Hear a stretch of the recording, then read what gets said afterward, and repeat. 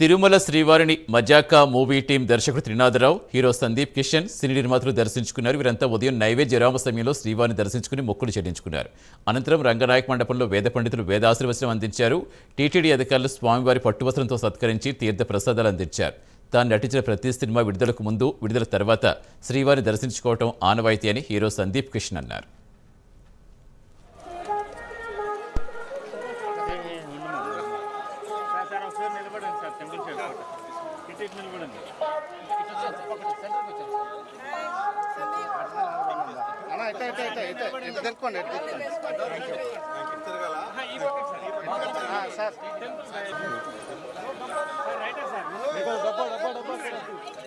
Vasu side లా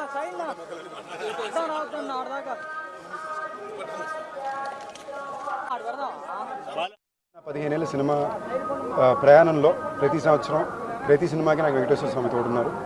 ఈసారి నా 30వ సినిమాని వచ్చేసరికి నాకు దేవుడి దయ వలన నాకు ప్రసన్న గారు, త్రినాథ్ గారు, అనిల్ గారు, రాజా గారు అందరూ కలిసి సినిమా కుదిరారు. మజాకా అనే సినిమా మొత్తం ఫ్యామిలీతో పాటు చిన్నపిల్లల నుంచి పెద్దవాళ్ళ వరకు బాగా సంతోషంగా నవ్వుకోగలిగే సినిమా అండి. ఒక బూతో, ఒక చెడు సీనో, ఒక చెడు ఫ్రేమో కూడా లేకుండా అందరూ సరదాగా ఎంజాయ్ చేసుకోగలిగే సినిమా. నేను లోపలికి తిరుపతి వచ్చి కొండ వచ్చానండి. ఎక్కి కింద నుంచి పైకి వచ్చేదాకా, గుడి నుంచి బయటకు వచ్చే వరకు అట్లీస్ట్ 200 మంది సినిమా చూసిన వాళ్ళు కంగ్రాచులేషన్, సినిమా చాలా బాగుందని చెప్పారు. అదే స్వామి ఇచ్చిన అతిపెద్ద ఆశీస్సులు నేను నమ్ముతున్నాను.